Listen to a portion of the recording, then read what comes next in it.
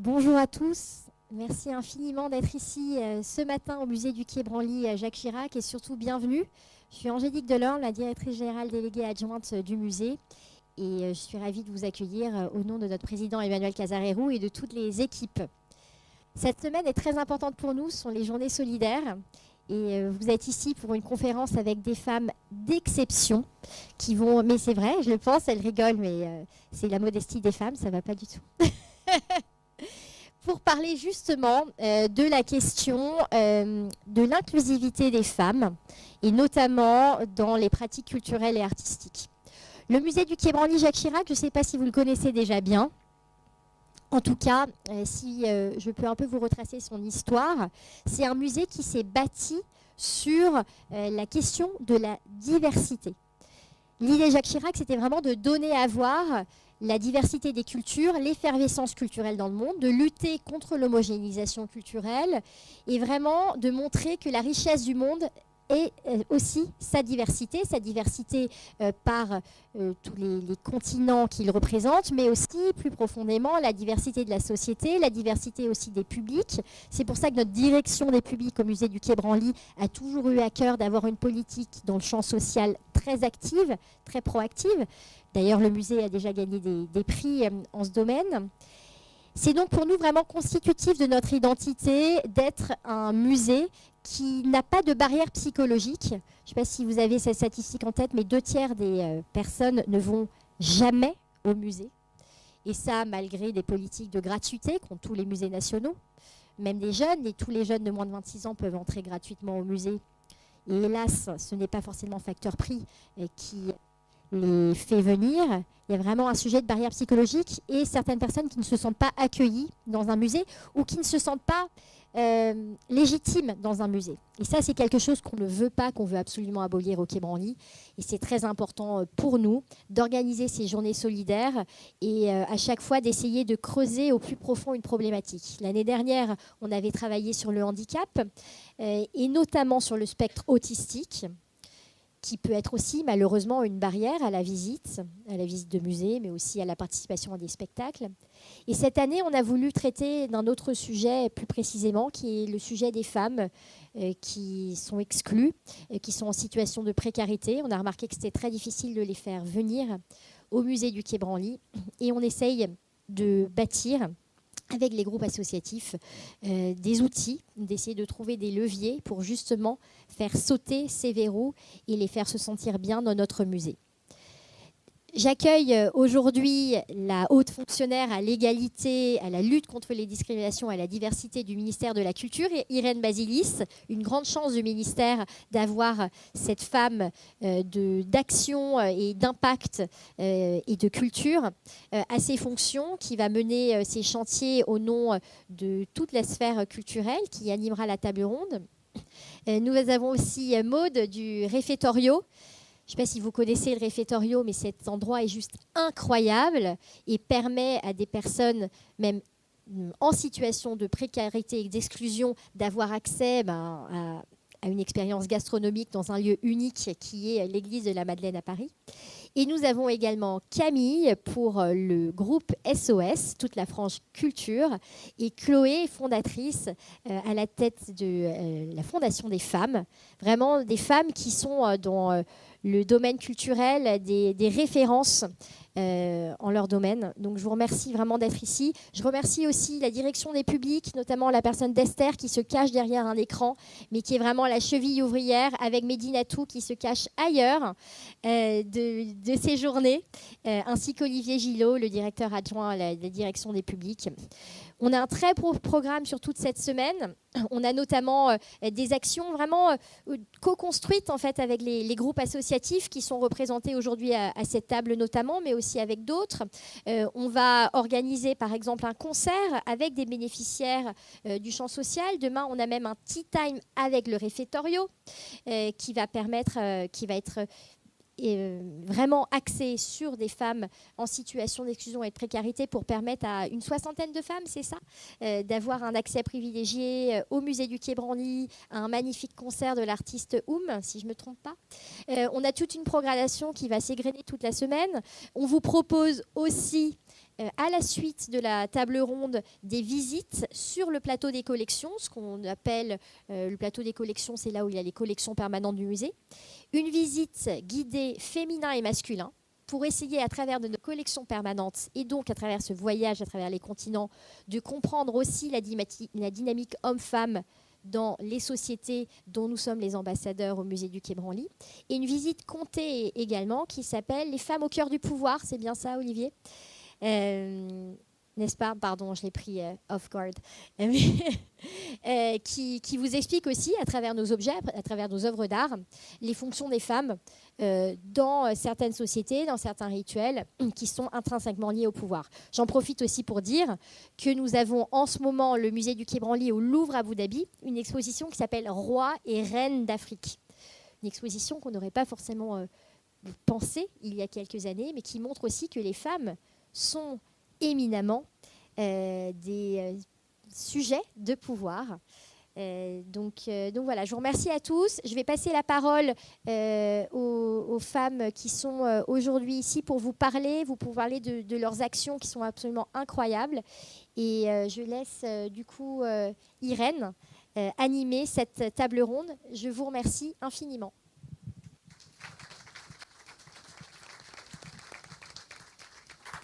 Merci beaucoup. Alors avant de faire une présentation de chacune, je crois qu'on va déjà vous montrer quelques images qui nous mettent déjà dans le contexte et dans le cœur de l'action.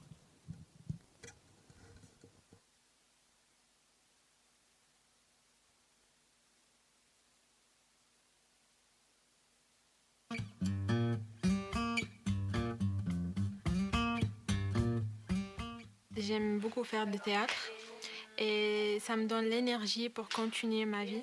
C'est des femmes, on s'y attache à peu près dans les 5 minutes. Et c'est ça aussi qu'on a envie de dire dans le spectacle, c'est de montrer à quel point c'est des héroïnes, à quel point elles sont inspirantes, à quel point elles sont incroyables, à quel point on ne se doute pas de l'énergie qu'elles ont. Il y a des personnes formidables qui nous entourent, qui sont ces éducatrices, la directrice, qui nous donnent la force, le courage encore de relever la tête, de nous dire que c'est pas parce que certaines choses nous sont arrivées qu'on va s'empêcher de vivre. On n'est pas des victimes, au fait, on n'est plus ces victimes-là. C'est une association pour les jeunes femmes victimes de violences, toutes sortes de violences, que ce soit physique, morale. On est là-bas pour une réinsertion, pour relever un défi, pour notre avenir. Le travail de l'association, c'est ça en fait, c'est de les mettre, c'est de leur donner les clés. Vous voulez monter une pièce de théâtre ? Ok, faites-le. Vous la montez, vous l'écrivez, vous la jouez. Et moi, je suis un peu au service de ça, donc c'est hyper enthousiasmant, c'est hyper rigolo, c'est hyper enrichissant. Elles sont marrantes. La lutte est mon chemin, je suis un phénix. Aujourd'hui, loin de lui, je suis vivante. Merci à celles qui m'ont aidée. Aujourd'hui, je suis confiante. Solide à jamais, sûre de moi, je suis une battante. On joue ce qu'on vit tous les jours, la routine, ce qu'on fait tous les jours au FIT. Je leur ai dit aussi que ce serait bien qu'on puisse parler des violences qu'elles ont subies, mais on ne voulait pas, ni elles ni moi, que ce soit un spectacle que sur ça, parce qu'elles sont vraiment pas que ça. Elle pleure, des heures, des jours, jour après jour, mais personne ne voit rien, ne remarque rien. Le texte que moi j'ai écrit, où je suis seule, c'est un texte que j'ai écrit quand je suis mal. J'écris, je m'arrête pas et voilà. Mère, éloigne-toi de ton homme. Éloigne-la de ton homme. Aie le courage de protéger ta fille. On raconte notre histoire et on partage et tout, et ça fait du bien. Pensez à votre liberté. Partez, que vous méritez. Libérez-vous. Quand j'ai dit à la scène « libérez-vous, pensez à votre liberté », c'est un message en fait pour tout le monde et surtout les femmes victimes de violences. Pour avoir justement côtoyé l'association FIT et son travail auprès de toutes ces jeunes femmes victimes de violences, quand on travaille avec elles, là on met le doigt sur ce que c'est que la violence faite aux femmes. T'es mon ami, ma sauce, t'es là, c'est respirer. Les news, ça donne quoi? C'est comment, ça dit quoi? Moi je trouve que le théâtre ça permet aussi et surtout une cohésion de groupe, un esprit de troupe. On a tous vécu des moments difficiles et là, grâce au FIT, aujourd'hui, ça va. Passer du temps ensemble. Ensemble.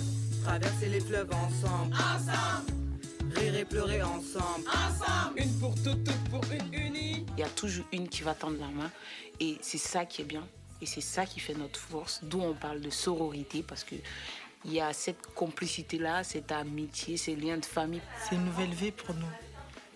Donc on est du team et des phénix. On renaît de nos cendres. Voilà.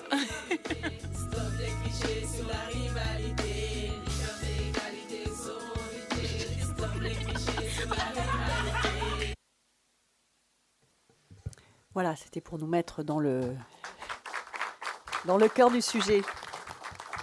Alors, je vais vous présenter toutes les personnes formidables qui sont autour de la table, parce qu'elles ont beaucoup plus à dire que moi. Donc, Chloé Ponsoiron, on vous a vu à l'écran. Vous êtes à la fois réalisatrice, metteur en scène, scénariste.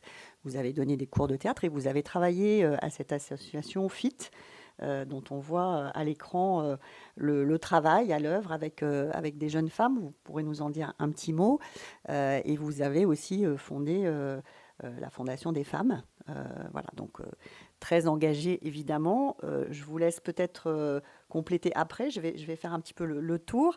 Il y a aussi à côté de moi Camille Chevrier, qui est directrice de programme au sein du groupe SOS et qui travaille sur le laboratoire des publics. Donc, vous allez nous expliquer ce que c'est que ce laboratoire des publics. Vous êtes aussi référente égalité de genre au groupe SOS. Donc, vous aurez aussi l'occasion de nous expliquer un petit peu comment le groupe SOS s'empare de ces questions de genre et donc, par rapport à la thématique d'aujourd'hui, comment s'adresser plus spécifiquement aux femmes et pourquoi s'adresser plus spécifiquement aux femmes. Et puis, Maud Lécuyer, effectivement, Angélique Delorme nous a déjà un petit peu spoilé. Le réfectorio est un endroit incroyable et aussi un endroit où on prend soin. C'est pas seulement un endroit de don et un endroit de charité. C'est un endroit culturel. C'est un endroit aussi qui met les gens en relation, qui les remet aussi dans un rapport social par la gastronomie, mais aussi par la culture, puisque vous allez nous expliquer les projets que vous développez et votre rôle au sein du réfectorio. Alors peut-être, Chloé Ponsoiron, si vous voulez commencer un peu à juste présenter un tout petit peu mieux que moi, un tout petit peu plus précisément que moi votre parcours, puis chacune de vous le fera avant qu'on entame le cœur des sujets et des thématiques. Là, ça va ou faut que je me rapproche ?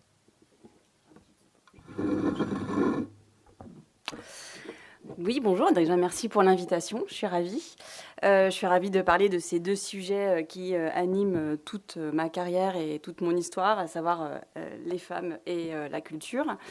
J'ai commencé en tant que comédienne et metteuse en scène.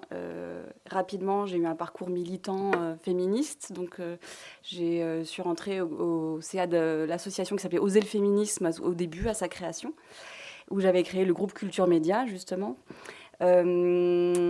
Suite à ça aussi, après, avec des amis rencontrés là-bas, on a cofondé la Fondation des femmes que je ne dirige pas. C'est Anne-Cécile Maillefer qui la préside. Moi, je suis cofondatrice et au conseil de surveillance. Et j'ai travaillé, entre autres, donc, pour cette association, le FIT Une femme, un toit, il y a quelques années. Alors, j'étais pas éducatrice, c'est pas mon métier, mais par contre, j'avais des missions de développement, de projets, etc. Et j'ai donc eu l'idée d'amener la culture, l'envie en tout cas d'amener la culture auprès de ces femmes qui sont des jeunes femmes qui, entre 18 et 25 ans, qui étaient victimes de violences sexistes et sexuelles. Très bien, on y reviendra évidemment par rapport à l'expérience de la pratique et du faire théâtre. Camille, si vous voulez... Bonjour à toutes et tous. Donc moi, je suis Camille Chevrier. Je suis directrice de programme au sein du groupe SOS Culture, comme vous le disiez, qui est un des secteurs du groupe SOS, qui est un énorme réseau d'économie sociale et solidaire. Et je pilote ce programme, le laboratoire des publics, depuis maintenant 3 ans et demi à peu près, qui vise à développer des actions artistiques et culturelles pour des personnes qui sont donc éloignées de la culture ou en situation de vulnérabilité. Voilà, donc on monte énormément de partenariats avec des structures culturelles et on travaille en co-construction avec nos structures sociales et médico-sociales qui vont s'occuper de personnes en grande vulnérabilité avec des publics extrêmement diversifiés. Ça peut être... des jeunes de l'aide sociale à l'enfance, des jeunes de la protection judiciaire de la jeunesse, des seniors isolés, des personnes en situation de migration, en situation d'addiction ou autres. Et évidemment, parmi ces publics, il y a énormément de femmes et il y a une importance cruciale à prendre la question du genre en compte dans le montage des projets. Donc, au groupe SOS, c'est une question qui a énormément émergé depuis 2020, à peu près, où c'est devenu un axe fondamental, la question de l'égalité de genre, avec le montage notamment d'un groupe de travail, où chaque secteur a nommé un référent égalité de genre pour pouvoir mener des actions, faire des réunions extrêmement régulières pour parler de ces sujets. Et suite à ces réunions, il y a un manifeste notamment qui a été publié en mars dernier, que vous pouvez retrouver sur notre site, avec toutes les recommandations, notamment sur les questions d'inclusion auprès des publics qu'on accompagne dans nos structures sociales et médico-sociales. Merci. Maude, peut-être un mot à la fois de votre rencontre avec le réfectorio, du travail que vous y menez, et je crois qu'un des premiers partenaires culturels, c'est le Quai Branly, c'est ça ? Bonjour à toutes et à tous, je suis ravie d'être là aujourd'hui. Ça fait 2 ans et demi que je travaille au Réfectorio Paris en tant que responsable des partenariats. Et je me suis dit que pour commencer, pour vous présenter un petit peu le projet, le plus simple, c'était que vous vous mettiez à ma place, comme lorsque j'accompagne un groupe en sortie culturelle, et qu'en fait, ensemble, on suive le parcours d'une de nos invitées qui vient au Quai Branly et qui s'appelle Véronique. Et donc Véronique, vous la retrouvez d'abord à l'entrée du musée du Quai Branly, côté Seine, à côté de la Tour Eiffel. Et elle est rejointe par une quinzaine d'autres invités à qui le Réfectorio Paris a proposé la sortie. Et vous ne le savez pas encore, aussi parce que ça ne se voit pas. Mais Véronique, en fait, elle est en situation de rue et elle a déjà dormi à l'entrée du musée. Elle vous confie, notamment pendant qu'on attend le reste du groupe, qu'elle n'a pas l'habitude de mettre un pas au musée. C'est un endroit où elle ne se sent pas forcément à sa place. Et pourtant, une fois que tout le groupe est constitué, eh bien, ensemble, vous rentrez jusque dans les salles d'exposition. Et en fait, pendant 1h30, Véronique, elle va profiter d'une première bulle hors du temps. Parce que je crois que c'est aussi ça, la culture, c'est s'évader, c'est des moments d'évasion. Et elle va profiter d'une visite qui d'ailleurs est encore en cours au musée du Quai Branly, qui s'appelle Au fil de l'or, pour suivre du coup le parcours et l'origine de cette matière.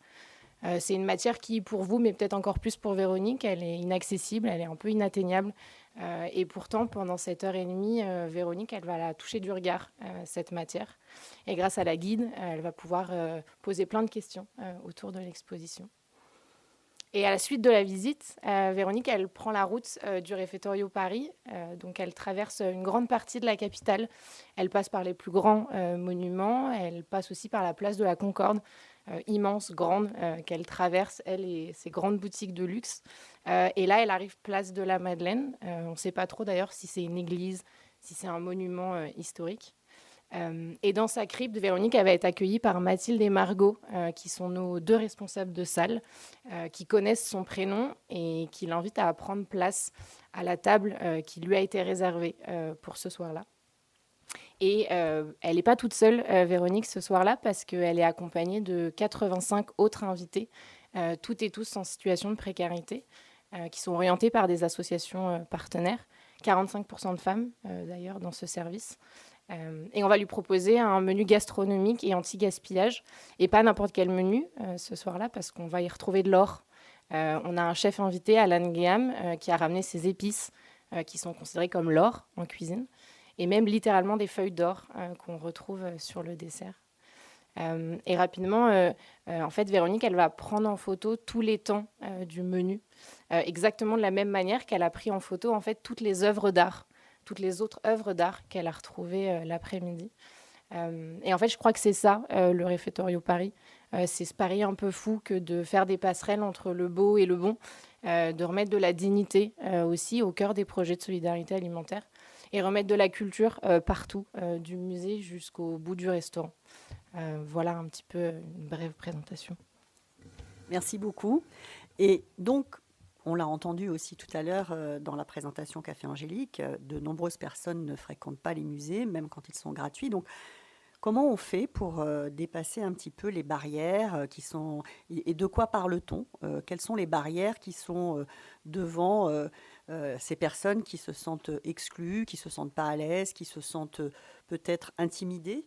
Et quelles sont les barrières particulières que vous avez, vous, déjà essayé de déjouer, que vous avez réussi à dépasser quand il s'agit de public de femmes? Chloé, par exemple. Quand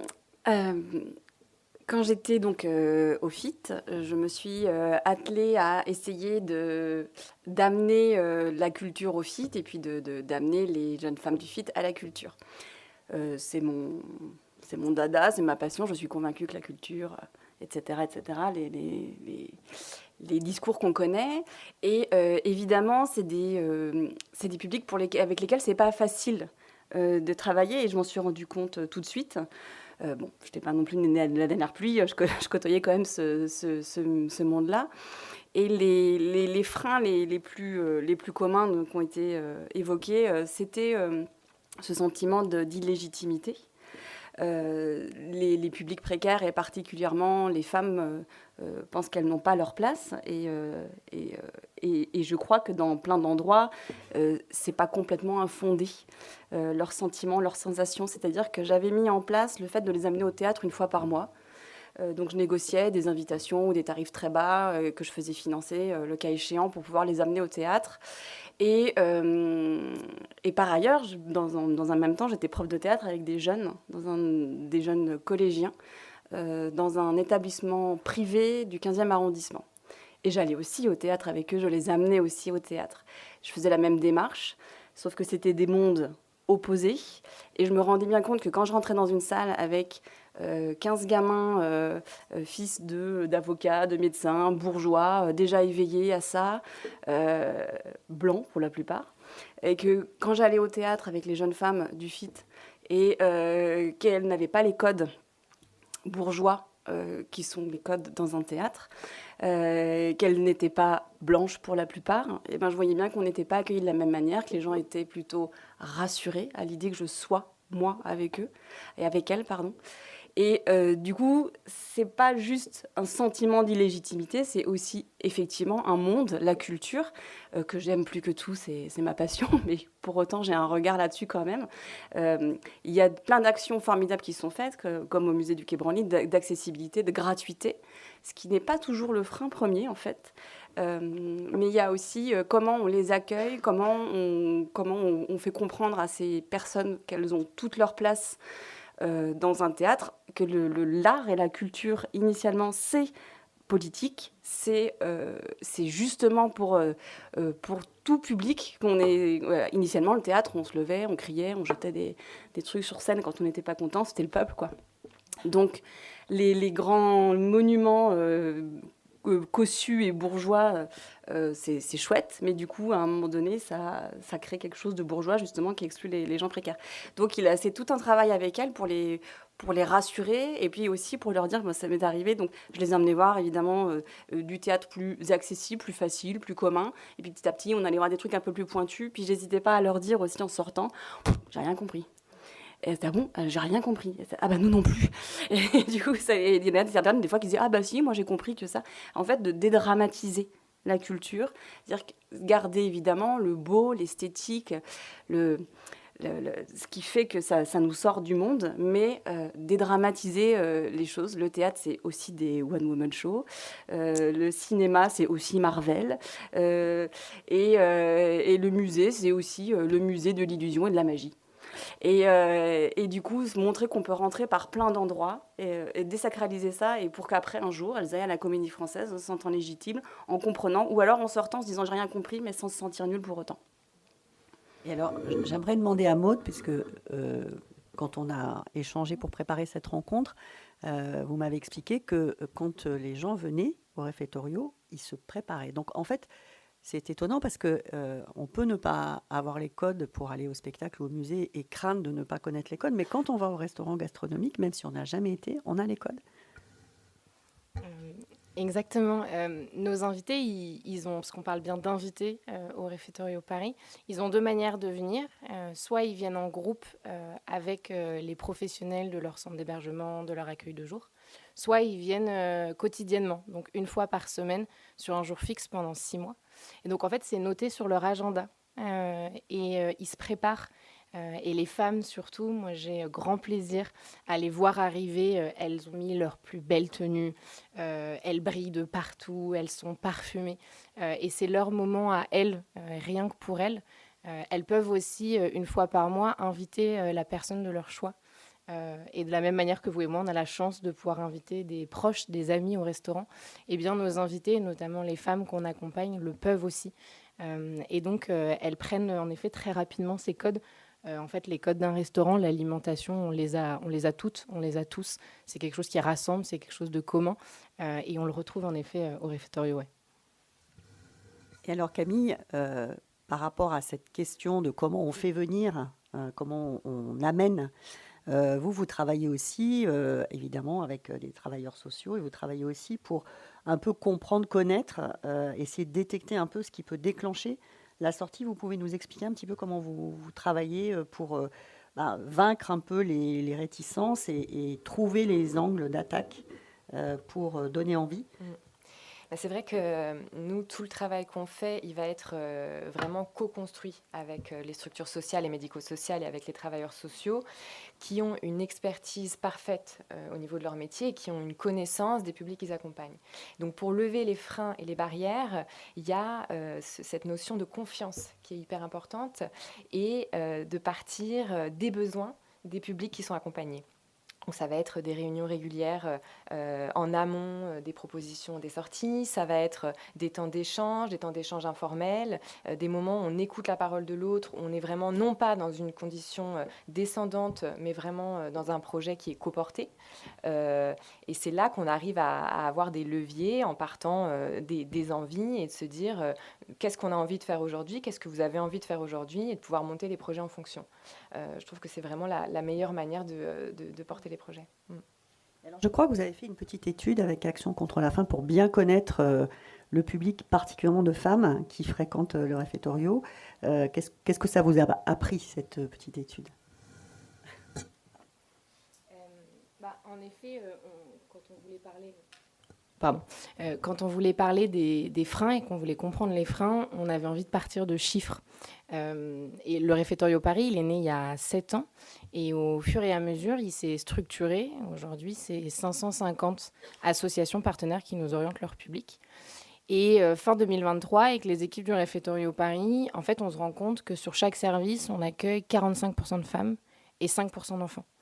Donc les femmes et les enfants représentent la moitié de notre public qui est accueilli tous les jours de la semaine au Réfectorio.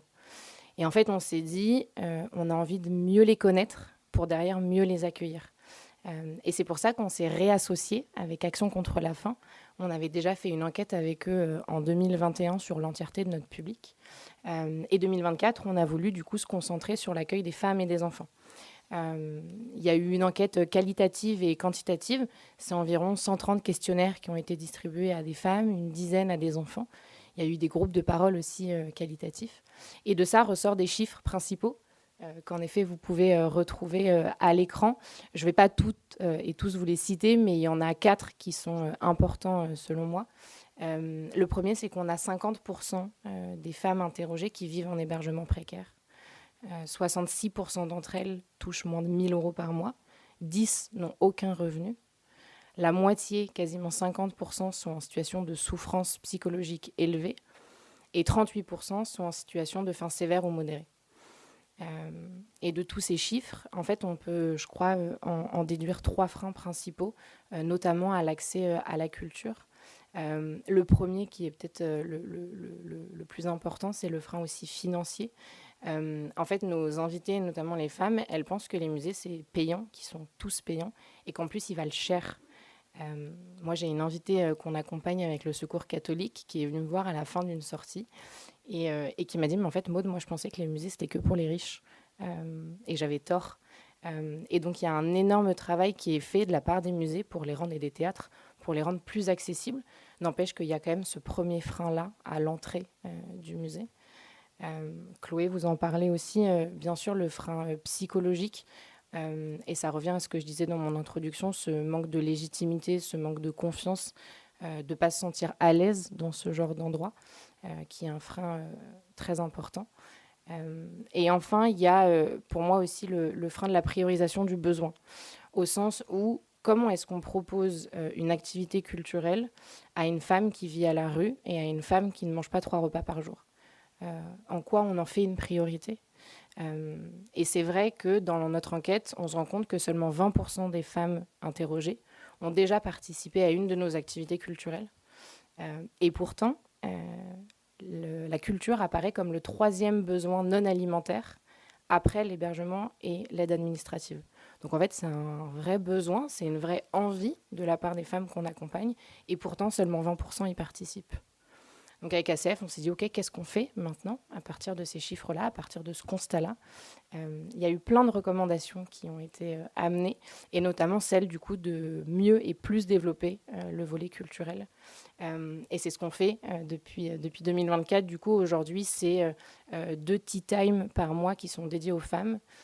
Ça, je vous en ai pas encore parlé, mais les tea time, c'est une de nos activités culturelles. On en fait hors de nos murs, dans les musées, dans les théâtres, mais on en fait aussi chez nous, au Réfectorio Paris, une fois par semaine. Et c'est des ateliers socio-culturels, de socio-esthétique, de broderie, de dessin, parfois que pour femmes, parfois que pour enfants, parfois tout public en mixité.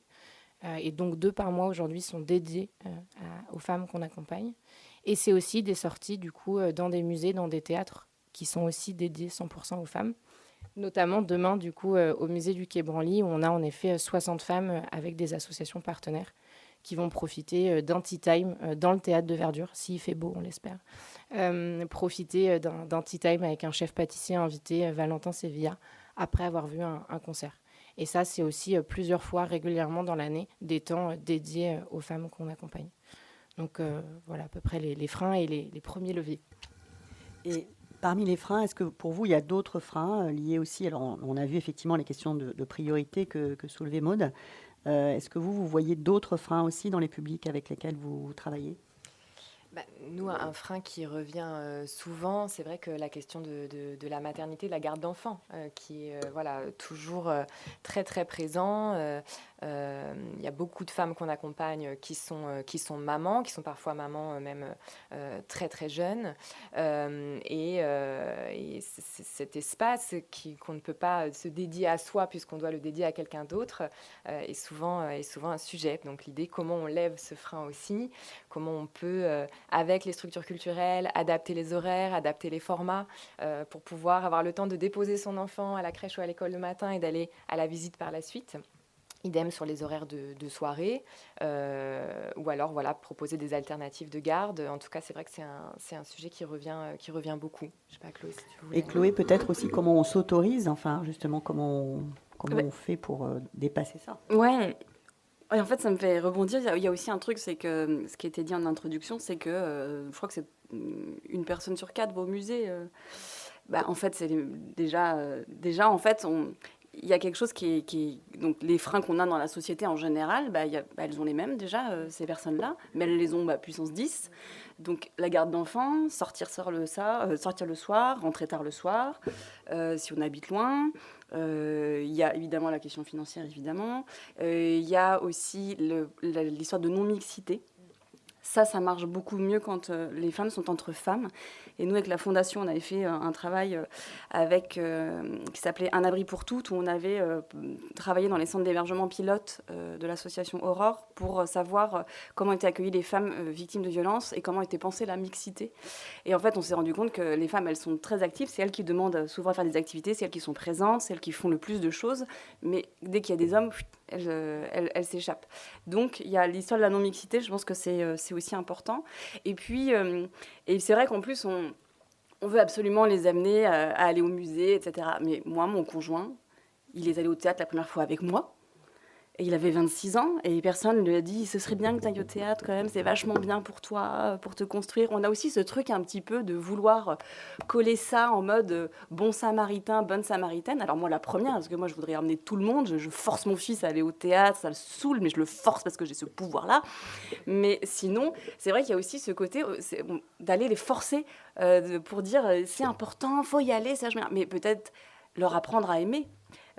Penser la chose différemment sans se dire qu'il faut aller au musée, au théâtre, même si je pense qu'il faut c'est de leur dire ah ben moi je suis allée voir ça hier, c'était génial. Enfin je sais pas, trouver des techniques pour essayer de leur faire aimer en fait, c'est-à-dire trouver la solution pour qu'elles se disent tiens ça peut être cool et t'inquiète pas, j'ai des solutions pour t'aider à aller si tu penses que tu peux pas. Mais déjà c'est leur donner le goût de t'as jamais bu de vin? Bah, je vais pas te faire goûter une villageoise, mais je vais te parler de comment j'ai goûté d'avant. Je dis ça, je bois pas de vin, mais j'en sais rien. En fait, initier le truc, commencer à leur donner du plaisir, leur donner à manger, c'est ça aussi. C'est de leur parler, de donner envie, en fait, et pas les plaquer, les obliger. C'est important, vous savez, on fait une sortie, de venir, etc. En plus, on est déçus, en général, la moitié qui vient pas, parce que... Et le dernier frein, c'est qu'elles ont trop de choses à penser, quoi. C'est-à-dire qu'entre les enfants, les papiers, quand il y a besoin, quand il y a des histoires de paperasse administrative, alors là, on passe dans des stratosphères surdimensionnelles, je ne sais pas quoi. Quand elles ne savent pas comment elles vont bouffer demain, quand elles ne savent pas où est-ce qu'elles dorment ce soir, quand elles ont des rendez-vous qui leur prennent la tête, s'il y a un parcours judiciaire à côté, ça envahit, en fait. Et quand on a commencé à faire de la pratique, c'est-à-dire quand j'ai commencé à dire, bah, si vous voulez, moi, on fait du théâtre. Moi, c'est mon métier, je vous fais faire du théâtre. OK, donc j'en ai perdu une en chemin dans la pièce qui était super, mais parce qu'elle me disait je peux pas, j'ai le temps, hein. Elle avait pas de métier, elle avait rien, et donc on se dit bah bouge-toi, qu'est-ce que tu fous toute l'après-midi? Non, elle avait juste, son cerveau était envahi par l'histoire de ces gosses restés au pays, de le machin, de trucs, et elle disait je peux pas, j'ai pas la tête à ça. Et ça, il faut aussi l'entendre, je crois. On va revenir sur les questions non-mixité, etc. Moi, j'ai un peu envie aussi qu'on ne soit pas juste toutes les quatre à parler, donc de savoir si dans la salle, vous avez aussi des expériences à partager, aussi des choses à dire sur ces questions de frein, sur l'expérience que vous pouvez avoir avec ces difficultés, et témoigner peut-être aussi de comment vous les abordez. C'est toujours la première intervention qui est la plus difficile, hein, donc n'hésitez pas.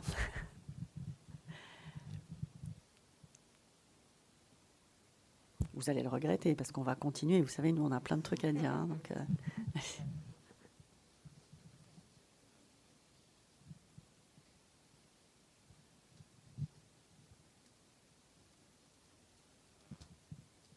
Oui, bonjour. Je rebondis sur la dernière intervention. Pardon, et je me demandais ce qui était fait pour encourager la démarche individuelle une fois que la visite était faite et que les personnes avaient peut-être pris goût à quelque chose. Qu'est-ce qui pouvait les encourager ou les amener à passer le pas d'une démarche individuelle? Comment on y retourne et tout seul, éventuellement, ouais. toute seule. Ouais. Qui se lance? Je sais pas. C'est des histoires d'appétence aussi individuelles après. Mais je sais que dans les groupes que j'ai accompagnés, il y en a une qui aurait dû venir ce matin, c'est vraiment dommage. Problème d'enfant. Donc elle n'est pas avec nous. Mais elle est devenue comédienne pendant quelques années. C'est pas grâce à moi d'ailleurs, mais elle a vraiment... d'un seul coup, en fait, nous, on avait écrit un album. Dans la petite vidéo, la musique, c'est les filles qui l'avaient écrite. Les paroles, on avait fait tout un travail d'écriture de chansons. Et en fait, c'est en pratiquant. Moi, c'est ce que je crois que c'est avec vous quand on préparait, qu'on disait que on peut être spectateur, mais pas pratiquer. On est rarement pratiquant et pas spectateur. Quand on pratique, en général, on est spectateur. Et du coup, le fait de faire pratiquer, ça, je pense, c'est une porte d'entrée, ce qui fait qu'il y a un intérêt autre. Et moi, mais c'est à mon sens, de faire pratiquer une forme d'art, de culture, quelle qu'elle soit. Moi, je serais bien incapable de leur faire une sculpture de quoi que ce soit, mais en tout cas, d'amener à la pratique. Je pense que du coup, ça développe un intérêt personnel en tant que spectateur, spectatrice. Peut-être ça prend du temps aussi, ça. cette façon d'amener. Il faut peut-être plusieurs sorties, y compris plusieurs sorties ensemble, accompagnées, avant de s'autoriser. C'est ce que j'allais effectivement ajouter voilà, sur la question notamment du lien avec les travailleurs sociaux dans les structures sociales et médico-sociales. Il y a quelque chose de la récurrence aussi qui fait que nous, on aime bien prévoir des programmes complet où on peut avoir une première visite, ensuite un spectacle et répéter la démarche. Et le fait d'y aller de plus en plus, on se sent d'autant plus légitime. On a les codes, on n'a plus peur d'y aller. Et en fait, encouragé aussi par ça, nous, on a des très beaux exemples de personnes qui n'avaient pas conscience qu'effectivement, ils pouvaient aller gratuitement au musée, qui, en le faisant plusieurs fois, sont retournés par la suite seuls ou avec leur famille pour en profiter. Donc, il y a quelque chose aussi de l'habitude qui devient ensuite personnel. Et Maud, peut-être aussi, quand ça marche, c'est aussi les gens demandent à aller voir telle ou telle expo auprès de vous. Et exactement, pour compléter sur ce que disait Chloé, je te rejoins à 100% sur l'importance de la pratique. Et nous, c'est pour ça aussi qu'on accueille des ateliers au Réfectorio Paris et pas que hors de nos murs, quand parfois c'est trop compliqué d'aller jusqu'au musée, que ce soit pour des barrières géographiques ou psychologiques. On fait venir le musée au Réfectorio Paris. Et ça, c'est le cas avec de plus en plus de nos partenaires. C'est des conférences d'histoire de l'art, mais qui se font au Réfectorio. C'est la Comédie Française qui va venir avec certaines de leurs comédiens ou de leur corps de métier. Je pense aux personnes notamment du maquillage ou des perruques qui viennent en fait avec du matériel au Réfectorio Paris pour présenter aussi leur métier. Et je pense que l'importance de la pratique fait vraiment beaucoup. Et pour rejoindre ce que vous dites, Irène, moi j'ai plaisir à partir de ce que nos invités, et notamment les femmes, souhaitent, et cette capacité de choisir en fait.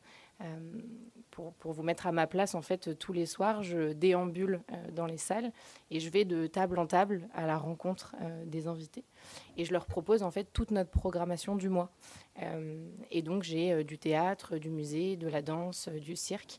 Et j'adore parce qu'on a certaines de nos invités qui m'ont identifiée comme la personne qui proposait les activités culturelles.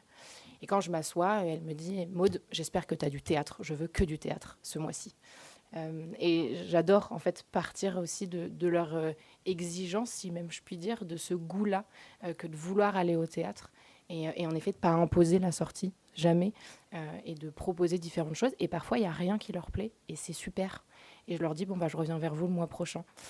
Et le mois d'après, on espère qu'il y a quelque chose qui va retenir leur attention. Donc, Oui, bien sûr, allez-y. Oui, bonjour. Moi, je suis directrice générale d'une association qui s'appelle Le CASP, qui œuvre pour les personnes les plus démunies. Je travaille avec le Réfectorio.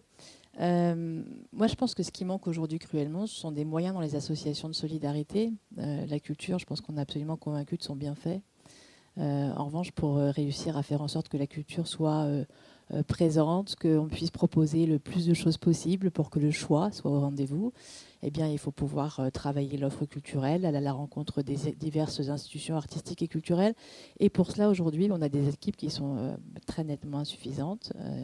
Les travailleurs sociaux sont pris par les démarches administratives, par les difficultés sociales grandissantes des personnes qu'on accueille. Et sans coordinateurs socioculturels comme vous, madame, sans animateurs dans nos structures, eh bien, tout ce qu'on est en train de se dire, malheureusement, est rendu extrêmement complexe et donc quasi impossible. Et donc, c'est souvent la volonté des associations qui reposent sur un travailleur social qui a des accointances ou des intérêts particuliers pour le théâtre, qui aime particulièrement aller au musée. C'est souvent cela qui va se passer. Et donc derrière, on va proposer une action. Et puis cette action, elle ne va pas être suivie par les femmes parce que les femmes, elles ont, comme vous l'avez dit brillamment, beaucoup d'autres choses à penser. Et on n'aura pas une offre pléthorique. Et donc dans ce qu'on va proposer, ça ne va pas forcément convenir. Voilà. Donc moi, je milite pour qu'il y ait des moyens culturels dans les associations de solidarité. C'est un besoin primaire, ce n'est pas un besoin secondaire. Les femmes qu'on accueille, les femmes qu'on héberge, les femmes qu'on accompagne, elles ont besoin d'aller bien tout simplement. Vous avez raison, il ne faut pas oublier que l'accès à la culture fait partie de la Déclaration universelle des droits de l'homme. Donc l'accès à la culture et à l'art, donc c'est effectivement très important. J'entends dans ce que vous dites effectivement la question des moyens aux associations et aux travailleurs sociaux. Il y a aussi peut-être, puisqu'on en avait parlé avec Camille, la question d'aller vers, c'est-à-dire comment les institutions culturelles peuvent aller vers aussi et ne pas forcément être que, et c'est déjà formidable dans l'accueil, mais aussi dans la possibilité de faire plus près des personnes. Oui, c'est vrai que c'est un élément essentiel aussi quand on a voilà, des structures qui sont débordées, des travailleurs sociaux qui ne peuvent pas gérer une sortie, etc. Nous, dans tous nos partenariats culturels, on a des services de relations avec le public qui développent des missions d'aller vers, que ce soit effectivement des actions dans les structures pour venir rencontrer les publics et voilà, proposer des ateliers, même juste une démarche d'échange sur l'action artistique, ou alors des dispositifs itinérants. Ça, on le retrouve aussi. Nous, on a des structures qui sont dans toute la France et on a des structures qui sont pas mal aussi en zone rurale, donc avec la question de la mobilité qui vient se rajouter aussi comme un frein complémentaire. Et les dispositifs itinérants des structures, elles peuvent aussi voilà, pallier à certaines choses pour pouvoir faire arriver les questions culturelles dans des structures où il y a plein de publics et travailleurs sociaux qui ont très, très envie de développer ce sujet. Est-ce qu'il y a d'autres réactions, interventions de votre part ? Moi, je réagis. C'est que par ailleurs, la culture est super mal financée aussi. Donc, ça fait ESS plus culture égale combo gagnant de gens qui en veulent mais qui galèrent. Et où il y a...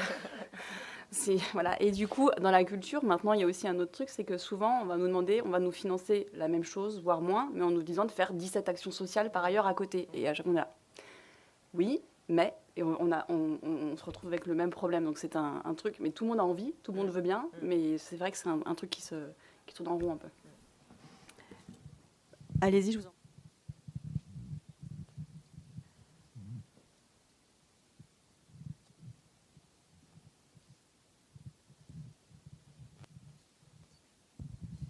Bonjour, moi c'est Félicité, je suis présidente de l'association Yalons Pro dans Paris 14. Bon, le frein que rencontre souvent, moi-même, franchement, je ne connaissais pas qu'on pouvait venir aussi au musée ou au théâtre, mais moi je fais plus dans la danse, les artistes, des musiciens, des trucs comme ça. Mais quand on part vers les femmes, c'est tellement compliqué dans le 14e. Par exemple, les femmes musulmanes, je suis obligée de m'habiller comme elles pour aller demander la permission à leur mari, pour les faire sortir. Et le mari, il exige, il dit ouais, il faut être à côté de ma femme. Donc souvent, c'est un peu compliqué. Et il y a aussi le problème de moyens, parce qu'il faut, pour adapter, payer les artistes, pour que ça soit aux heures où les maris, ou comme c'est les mamans des enfants, pour que ça soit vraiment à l'heure là, c'est vraiment compliqué parce que les artistes, eux, ils ont plusieurs rendez-vous, ils ont plusieurs spectacles. Donc souvent, moi, on me cale la nuit. Et la nuit, c'est un peu compliqué. Vraiment, j'aimerais me rapprocher un peu de vous pour avoir quelques conseils comment faire. Ouais. Merci. Alors, c'est une très bonne question, la question de l'adaptation. Alors, l'adaptation, ça peut être effectivement des questions d'horaire, ça peut être aussi des questions de conditions de visite. Peut-être qu'on peut en parler, parce qu'ici, vous êtes assez expert au Musée du Quai Branly pour vous adapter. Et ce n'est pas seulement parce qu'il y aurait une spécificité à prendre en compte. Il peut y avoir des spécificités, bien sûr, mais c'est aussi les conditions de l'accueil, peut-être. Enfin, je sais pas, je veux bien que vous en parliez les unes et les autres, puisque je sais que vous avez aussi expérimenté ces questions à la fois d'horaire, de modalités, de contact avec le partenaire et de bien faire comprendre au partenaire un peu comment ça se passe. Vous m'aviez parlé, Camille, de votre expérience aussi avec la Fondation Louis Vuitton, par exemple, par rapport à l'accès aussi des conditions de visite. Voilà. En fait, je pense qu'il y a un maître mot aussi, voilà, quand on travaille dans le secteur social et médico-social avec des publics très diversifiés, et notamment avec le public féminin, vous le soulignez, madame, qui peut avoir des difficultés complémentaires, c'est le sur-mesure et l'adaptation. C'est vrai que nous, on a la chance de travailler avec des structures culturelles qui sont très à l'écoute, très bienveillantes et qui ont envie d'accueillir les publics. Et donc, on a des demandes souvent particulières. Alors, on parlait des horaires, bien sûr. Ça peut être aussi beaucoup les questions de la langue qui vont revenir énormément, notamment sur les visites. Moi, je cherche toujours des visites en pachtou, voilà, un peu partout. Parce que c'est une langue qui revient souvent avec notamment NOCADA, nos centres d'accueil pour demandeurs d'asile. Et puis des adaptabilités. J'ai demandé au centre Pompidou si on pouvait faire réchauffer des biberons. Voilà. Il y a beaucoup de sujets comme ça, mais qui viennent un peu au cas par cas, en fonction des groupes et en fonction des besoins. Et je crois qu'on repart toujours en fait de cette question du public et du besoin qui arrive au moment où on construit l'action avec les travailleurs sociaux. Et donc on se retrouve à gérer de la coordination et de la logistique sur différents sujets. Et tu verrais, ouais, vas-y. Il y a un truc, vous parlez en plus de femmes qui visiblement sont victimes de violences au sein de leur couple. Donc c'est vrai qu'il y a c'est du ressort de la compétence des travailleurs sociaux qui sont spécialisés dans ces sujets-là, dans l'accompagnement de ces femmes-là quand elles sont encore au domicile. Donc bravo pour votre travail et si vous arrivez à faire ces choses-là. Il y a aussi le mode d'emploi. En fait, j'ai réalisé aussi que quand on n'a pas été dans un milieu qui nous a emmenés au musée, au théâtre ou à la danse ou tout ça, quand on était petite, on ne va pas savoir où. Et en fait, je me dis, c'est ça qui peut être aussi intéressant, c'est-à-dire que quand on donne les clés en tant que travailleurs sociaux aux femmes qu'on accompagne en disant, bah voilà, si tu as des problèmes de santé, si vous avez des problèmes de santé en l'occurrence, vous pouvez aller, voilà, il faut contacter tel truc, vous avez aussi tel service social qui peut vous aider pour l'administratif, etc. D'ailleurs, souvent, ces femmes-là sont des expertes sur tous les systèmes de machin qu'elles pourraient nous aider à faire nos déclarations d'impôts tellement elles sont fortes. Mais par exemple, au théâtre, et même sans être précaire, on dirait, quand on n'est pas habitué, on dit au théâtre, je regarde où, je vais où. Selon les théâtres, je ne vais pas voir du tout la même chose. Ça marche pour le spectacle du vivant, ça marche pour tout, en fait. Peut-être même le cinéma, il y a des cinémas qui sont plus à RSC, etc. Et en fait, peut-être un mode d'emploi de ce qui se fait, de là où c'est gratuit, ah oui c'est gratuit, de là où c'est facile, les horaires, il y a plein de spectacles qui sont, qu'on appelle les matinées, qui sont à 15h le week-end, des choses comme ça, même dans la semaine, ou des sessions qui sont pour les scolaires, mais ouvertes aussi, parce que ça ne remplit pas, et que du coup pour remplir une salle, on ouvre la séance de scolaire à 14h. Donc, toutes ces choses-là, en fait, c'est aussi, je pense qu'il faut éduquer à l'art en soi-même, mais aussi à comment ça techniquement, de façon très pratico-pratique. Voilà, l'officiel des spectacles, il y a 20 ans, fallait chercher là-dedans, savoir où est-ce que j'appelais, qu'est-ce qui se passait, etc. Donc, peut-être aussi cette forme d'éducation. Et je vous rejoins complètement et je pense que ça renvoie aussi du coup à cette notion de lien de confiance qui est important tant avec les personnes concernées qu'avec les institutions culturelles avec qui et pour qui on travaille. Avec les personnes concernées, nos invités, c'est beaucoup de médiation en amont. Et par exemple, quand on parle de spectacles vivants, ils y vont pas et elles y vont pas directement. Il y a toujours une médiation de la part de professionnels du théâtre ou du cirque ou de la compagnie de danse qui vient au dîner au Réfectorio Paris et qui présente en fait qu'est-ce que le théâtre, qu'est-ce que la comédie française et qu'est-ce que la pièce que vous vous apprêtez à aller voir. Et cette médiation-là en amont, je pense qu'elle brise encore une fois beaucoup de barrières. Et derrière, on va ensemble en fait au théâtre. On y va à pied ou on y va en transport en commun, mais l'encadrement, en fait, aujourd'hui fait beaucoup. Et je vous rejoins, madame, sur votre question derrière de la question du retour au musée ou au théâtre en autonomie. Pour être très honnête, c'est en effet, j'ai pas la réponse parfaite, mais en tout cas, quand on fait des sorties en groupe, l'encadrement, l'accompagnement, la médiation fait beaucoup. Et c'était nous, en effet, le Réfectorio Paris avec la Fondation Louis Vuitton. C'est très important, en effet, cette question aussi d'assouplissement des contraintes pour rendre la visite le plus agréable possible pour les invités. Et c'est vrai qu'à la Fondation Louis Vuitton, par exemple, il peut y avoir des passages de sécurité qui sont importants, qui peuvent être intimidants aussi.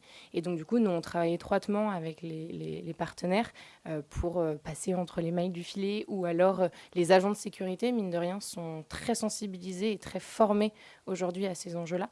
En effet, c'est c'est des femmes qui peuvent être en situation de rue et qui donc peuvent avoir des objets tranchants sur elles parce qu'en fait, elles ont leur vie sur elles. Et donc, en fait, les agents de sécurité aujourd'hui sont formés et il y a même juste dans le regard et dans les échanges qui sont faits, ça permet vraiment de rendre la visite agréable pour tout le monde.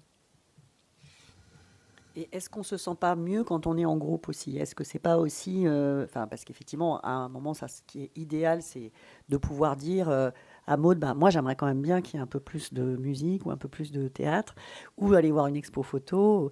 Mais est-ce qu'on se sent pas mieux quand on est en groupe? Et comment aussi le groupe façonne peut-être un petit peu son propre regard? C'est sûr qu'on n'est pas nombreux, comme au restaurant, à aimer aller au théâtre ou au cinéma seul.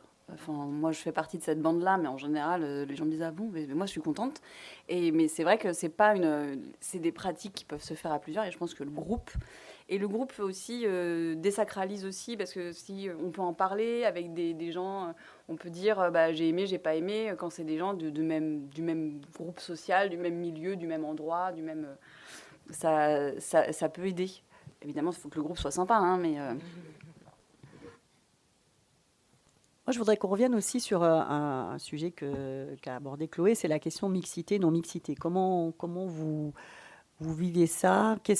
On voit qu'effectivement, il peut y avoir aussi une difficulté pour des femmes d'être en non-mixité. En même temps, c'est aussi se priver d'une pluralité de regards ou d'expériences. Donc, comment vous vivez ça ou vous gérez ça? Et le fait qu'effectivement, il y ait des activités réservées aux femmes, pour vous, c'est aussi une façon de les laisser mieux s'exprimer, de les sécuriser. Enfin, comment vous organisez les uns et les autres, les unes et les autres, des activités spécifiquement pour les femmes? Alors, c'est vrai que nous, on a au groupe des structures qui sont des structures mixtes et on a des structures qui sont non mixtes, qui sont vraiment dédiées aux femmes et aux problématiques qu'elles rencontrent. Et c'est vrai que quand on fait des projets et quand on propose des actions dans des structures qui sont mixtes, on a souvent, on le remarque, plus d'hommes qui vont participer. Après, cette question de mixité, non-mixité, je pense que la réponse, elle est pas non plus rigide, elle est pas binaire. Évidemment que la mixité, la non-mixité, elle vient apporter l'espace sécurisant. T'en parlais, Chloé, tout à l'heure. C'est hyper important de pouvoir avoir une expression qui est beaucoup plus libre, notamment pour les femmes qui ont vécu des violences, de pouvoir se sentir en sécurité, d'avoir aussi cet aspect de groupe, du collectif, et de se retrouver avec des personnes avec qui on peut partager librement sans avoir le regard masculin. Ça ouvre un champ des possibles qui est hyper important et nécessaire pour aussi la question de réparation, d'émancipation à ce niveau-là.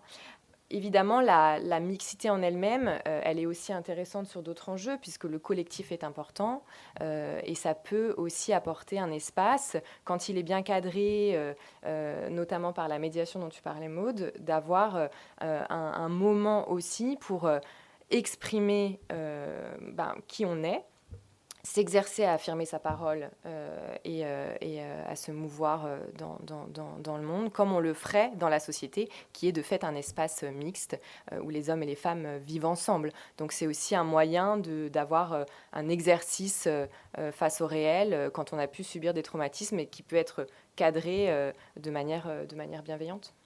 Vous aviez une expérience, je crois, par rapport justement à une activité avec Chaillot Colo sur comment un groupe mixte, à un moment donné, peut aussi inverser la tendance sur la place des hommes et des femmes pendant l'atelier. Moi, j'aime bien citer cette expérience qui était hyper intéressante, qui est un projet qu'on a mené avec le Théâtre National de Chaillot. Donc, il y a une Chaillot Colo, une colonie de vacances artistiques qu'on a proposée à des jeunes adolescents, donc d'une MEX, une maison d'enfants à caractère social, de l'aide sociale à l'enfance, qui est située dans l'Est de la France.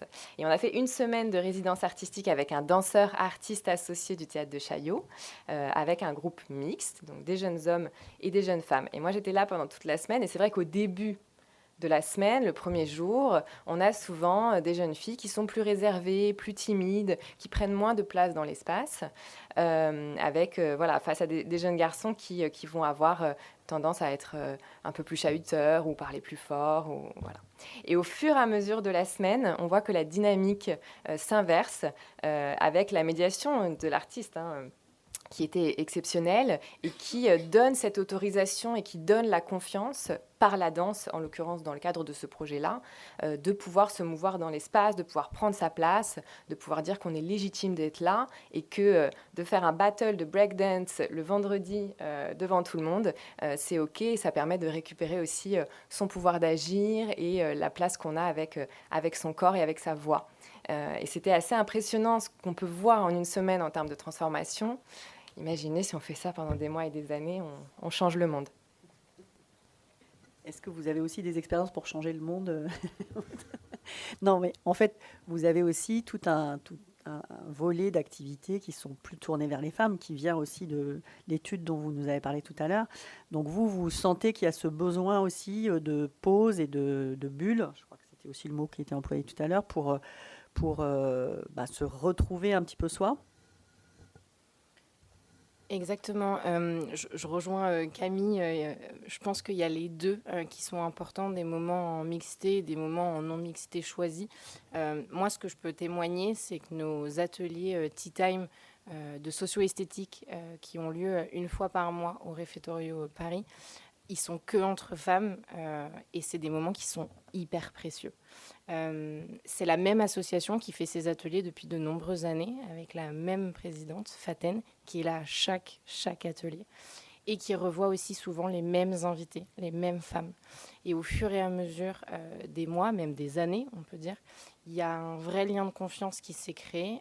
Et moi, je pense à une de nos invitées en grande situation de précarité, et notamment au niveau familial, qui au début osait pas trop venir, se faisait assez discrète, exactement comme les jeunes filles à Chayokolo, en fait, au final. Et au fur et à mesure, elle est venue, même parfois quand elle n'a pas de solution de garde pour ses enfants. Elle vient avec ses filles et en fait, c'est nous, les bénévoles et les équipes salariées, qui prenons le relais. On s'occupe des filles qu'aujourd'hui, on connaît très bien aussi. Et elles peuvent dessiner, elles peuvent jouer, elles peuvent aussi se maquiller et faire des soins bien-être, elles aussi, pendant que notre invitée profite d'une vraie bulle, parce que c'est vraiment le mot, pendant 1 heure, que pour elle, rien que pour elle. Et en fait, les femmes, elles ont appris à se connaître maintenant et elles se recroisent sur le dîner aussi. Et parfois, elles partagent leur table. Et c'est aussi ça, je crois, le Réfectorio Paris. C'est au début, on peut avoir des tables de 2, donc chacun ou chacune dîne seul, ça arrive. Et en fait, au fur et à mesure, on partage sa table et entre femmes. Et donc, ils sont très importants, ces moments-là. Et après, on milite aussi, on peut le dire, pour des moments en mixité parce que c'est aussi important. Et de la même manière qu'on a 45% de femmes dans nos services le dîner, en fait, on les retrouve, ces 45% de femmes, sur nos sorties culturelles. Et elles sont là, peut-être aussi parce que je suis une femme, mais je vais vers elles à table pour leur proposer des sorties. C'est important pour toutes les équipes du Réfectorio Paris. Et encore une fois, la médiation, l'accompagnement, l'encadrement.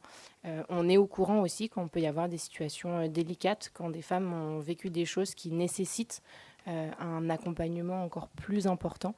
Et on est là, les bénévoles sont aussi formés à ces enjeux-là pour les accompagner au mieux et qu'elles continuent de venir, même s'il y a des hommes, même si elles ont subi par des hommes des situations de violence. Ça, en tout cas, au FIT, c'était un élément essentiel, cette question de la sécurité et de... Alors, le FIT était non mixte. Hein. Oui. Et c'était des femmes qui avaient vécu des violences plus, de l'ordre de la barbarie, etc. Donc, des questions, évidemment, le lieu était sécurisé, secret, machin, tout ça. Et, mais par contre, quand on avait fait le travail avec donc, le projet Un abri pour toutes, avec la Fondation des femmes, donc c'était d'abord une étape d'études, de statistiques, etc., d'entretien avec les professionnels, avec les personnes hébergées. Ensuite, il y a eu des ateliers, des rencontres, des machins, et après un état des lieux et des recommandations. On s'est rendu compte aussi, ce qu'il faut comprendre, c'est que dans les milieux où de grande précarité, nous, notre sondage a fait ressortir que 97% des femmes interrogées avaient déclaré avoir été ou être victimes de violences. En fait, soit la violence amène à la précarité, les violences conjugales amènent à ça, ou alors la situation de précarité fait ça aussi. Et donc, ça veut dire qu'on a des proportions de femmes qui sont ou ont été victimes de violences qui sont énormes et qu'on ne peut pas ne pas avoir dans la tête et prendre en compte dans toutes les activités qu'on met en place.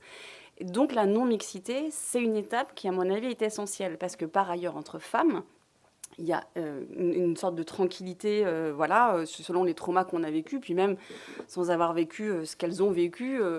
Quand on est entre femmes, entre amis, il se passe des choses qui ne se passent pas. Et la mixité, je pense qu'évidemment, c'est la vie par ailleurs après. Donc ça ne veut pas dire vivre en non-mixité éternellement. Mais c'est aussi du coup des moments, comme vous disiez, de bulles pour soi et qui sont plus faciles quand il n'y a pas d'hommes qui prennent des fois, sans le vouloir, plus de place ou en le voulant, ça dépend.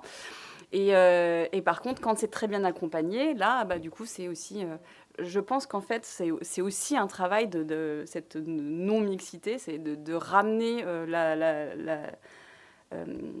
c'est une étape pour revenir à la mixité de façon plus sereine.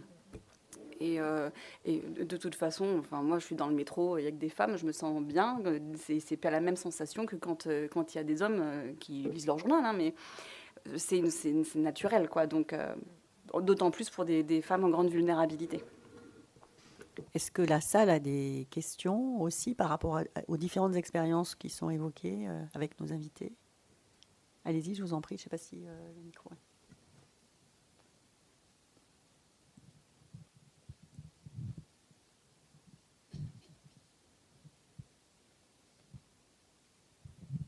Oui, bonjour. Non, en fait, c'est pas vraiment une question, mais c'est plutôt... en fait, déjà, merci pour ce que vous faites, c'est très beau.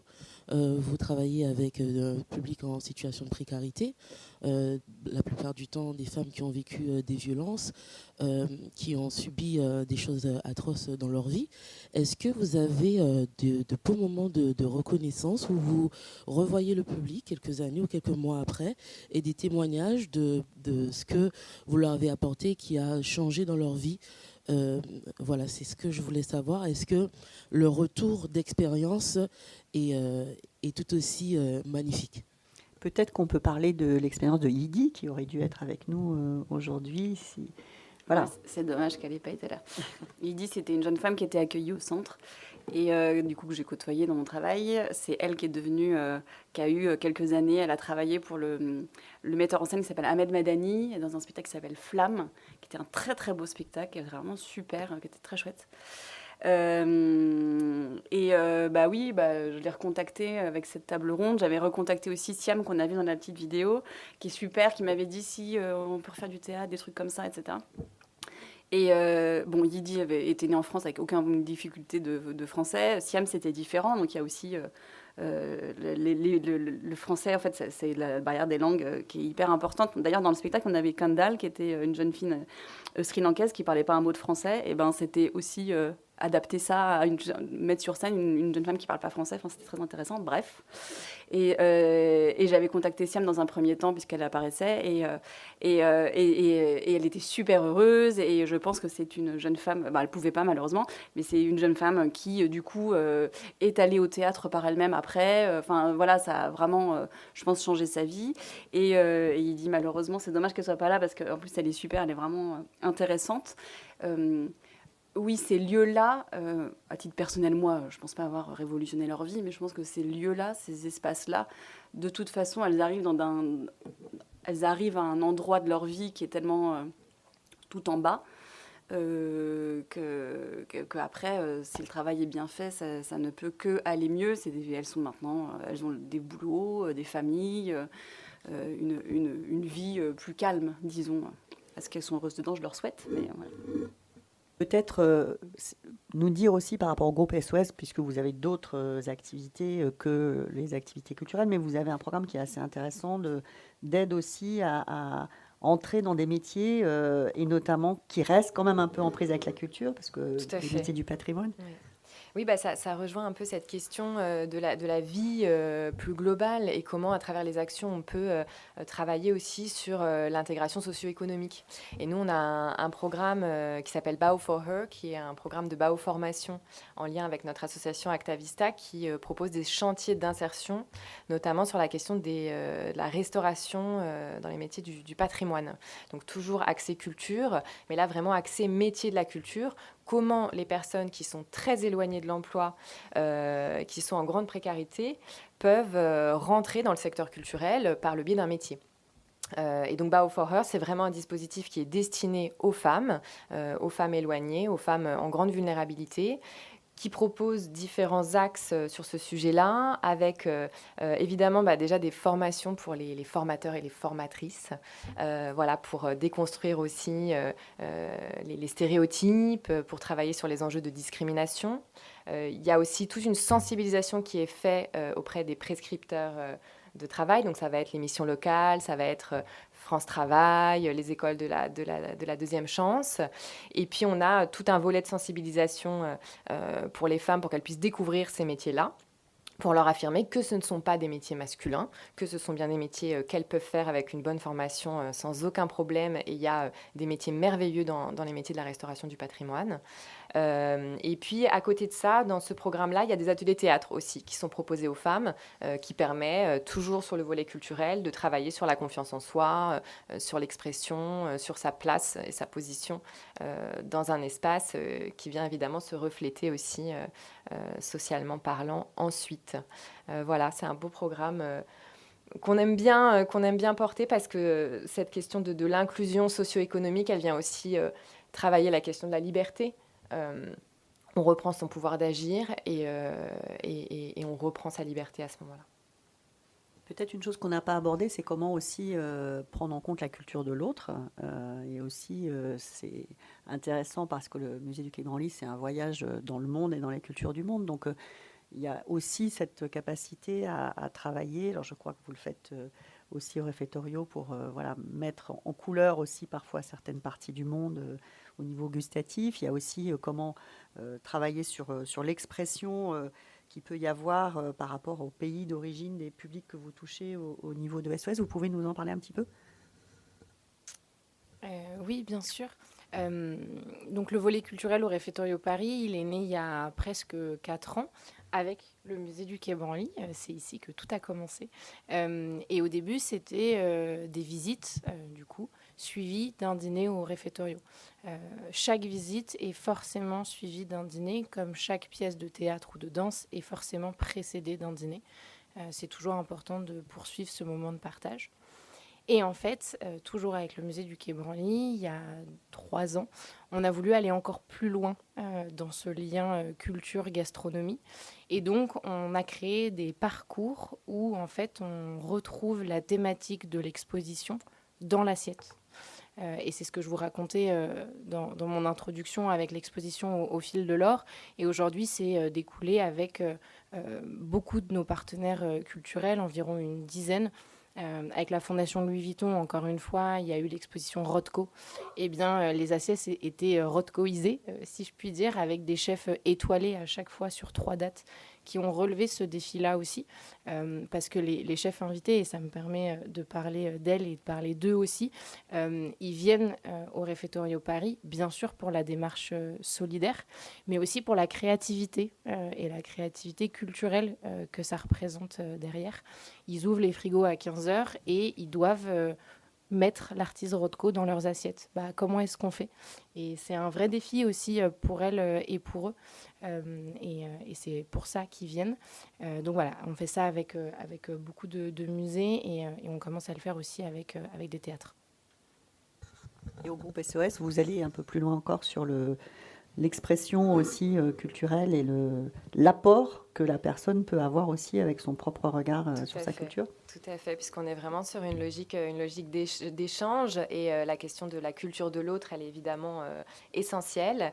Et avec le Quai Branly, on a ce projet des points témoins qu'on a accepté de mener avec eux. Et on travaille avec un centre d'accueil pour demandeurs d'asile où 2 personnes viennent ce dimanche proposer des visites et des partages autour d'objets qu'ils ont choisis, qui sont des objets de leur culture, de leur pays, pour échanger avec les visiteurs du musée autour de leurs histoires personnelles et de comment ils peuvent parler de ces objets-là.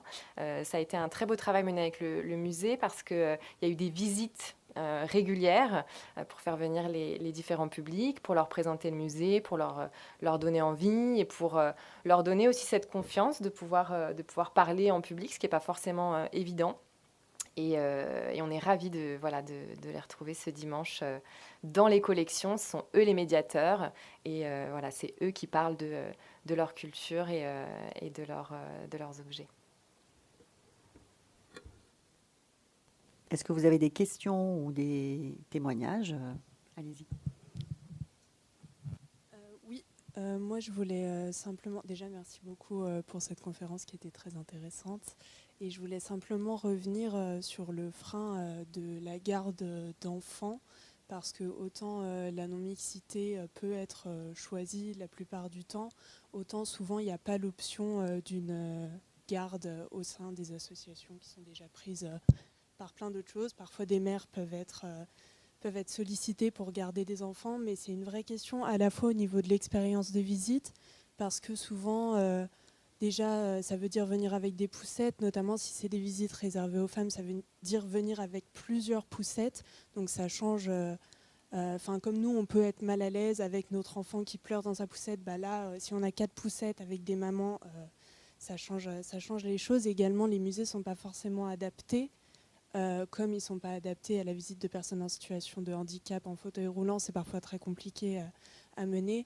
Et de ce point de vue-là, du coup, je trouve ça très intéressant de plus en plus d'avoir des musées qui proposent par exemple des activités parallèles à la fois pour les mères et pour les enfants, en sachant que c'est aussi quelque chose qui est difficile à mettre en place parce que souvent on a des fratries, donc à la fois des enfants plus ou moins âgés, donc pour proposer une médiation adaptée, c'est pas toujours évident.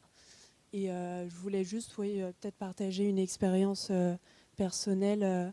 Moi, je travaille au sein de l'association Aurore, au pôle culture et sport au siège de l'association.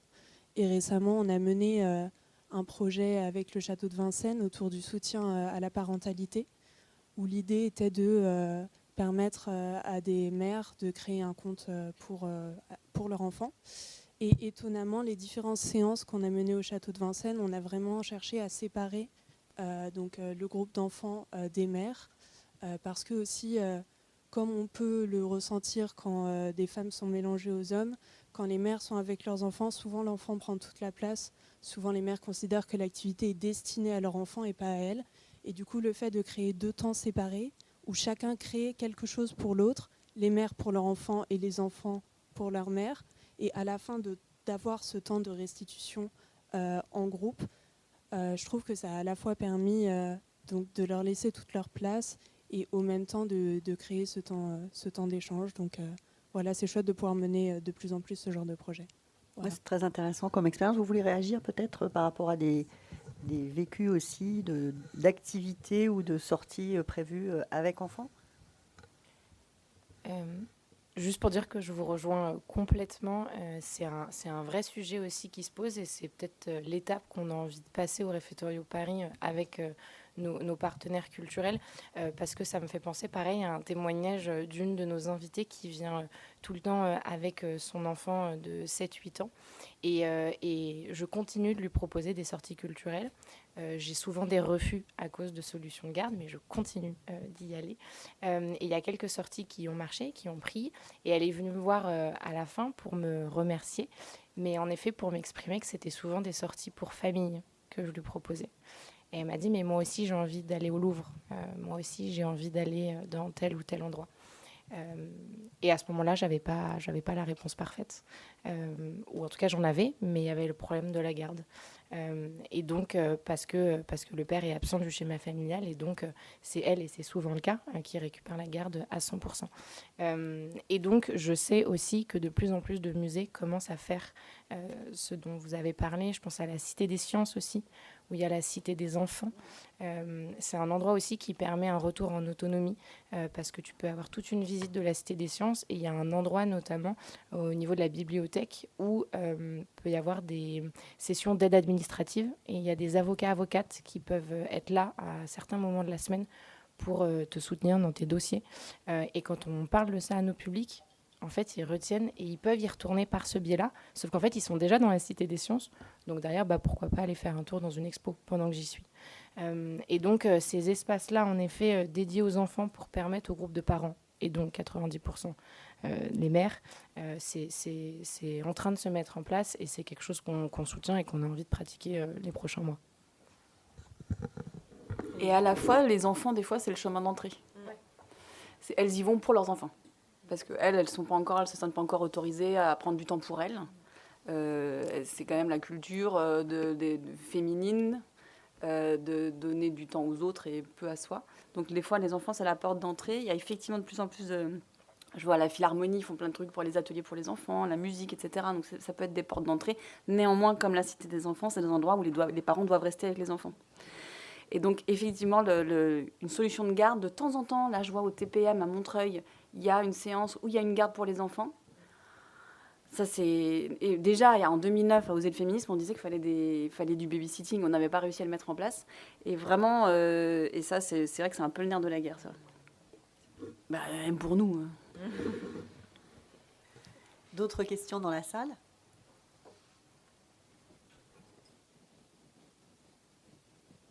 Est-ce qu'il y a des questions du musée du Quai Branly ?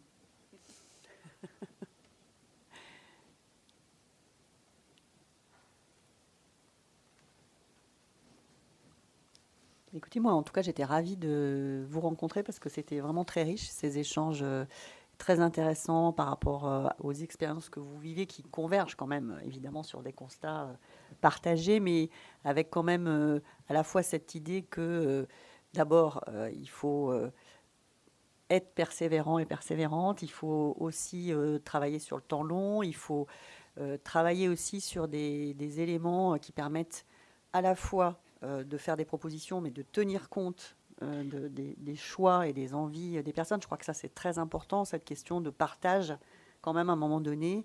Et pour partager, il faut effectivement ouvrir certains codes, il faut sans doute ouvrir certaines voies, mais en tout cas, l'idée n'est pas, comme le disait Chloé très bien tout à l'heure, on n'est pas obligé d'aller au spectacle, on n'est pas obligé d'aller au musée. Donc, il n'y a pas de leçon à donner.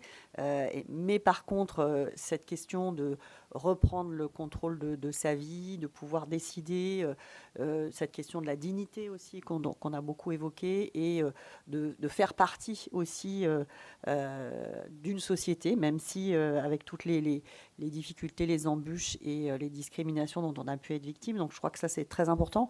Mais ce côté aussi de dialogue, enfin moi j'entends aussi beaucoup la question du dialogue et avec les personnes qui sont bénéficiaires de ces actions et avec les partenaires. C'est-à-dire que le partenaire doit aussi prendre en compte le fait que on ne peut pas juste ouvrir la porte et dire la porte est ouverte, hein, s'ils veulent ils peuvent venir. Donc je pense qu'il y a vraiment on enfonce un peu des portes ouvertes, mais je pense que c'est extrêmement riche, ces témoignages que vous avez apportés et aussi ceux qui ont été apportés par la salle, et je vous remercie de voir que les choses se construisent, se tissent, se tricotent. Elles sont fragiles, mais c'est aussi dans cette construction-là que les choses avancent, et du coup c'est vraiment des parcours très personnalisés quand même. C'est aussi partir des personnes elles-mêmes et prendre en compte, même si le collectif a des bienfaits parce qu'il peut être entraînant ou sécurisant, il y a quand même à l'intérieur de ça chaque individu qui doit pouvoir trouver son chemin et qui doit aussi avoir son libre arbitre. Et des fois c'est non, et des fois c'est une belle rencontre, et puis il y a des fois du temps avant que cette rencontre n'ait lieu, à force de proposer. Et j'entends bien que, comme le disait Maud, on lâche pas, on repropose, on réinsiste, on sollicite, et je pense que c'est vraiment ça qui est extrêmement important. Et évidemment la question des moyens qui sont apportés dans le domaine du social comme dans le domaine culturel sont des enjeux extrêmement cruciaux, parce que même si la gratuité est possible, même s'il y a du bénévolat, même s'il y a de l'engagement, et ça je crois que c'était assez clair autour de la table, à un moment donné quand même, il faut aussi consacrer des moyens, y compris logistiques, y compris du temps, et du temps, c'est aussi des moyens. Voilà. En tout cas, merci beaucoup pour vos échanges, vos questions, mais on peut encore continuer à discuter si c'est moins intimidant de discuter en n'étant pas de part et d'autre de la table.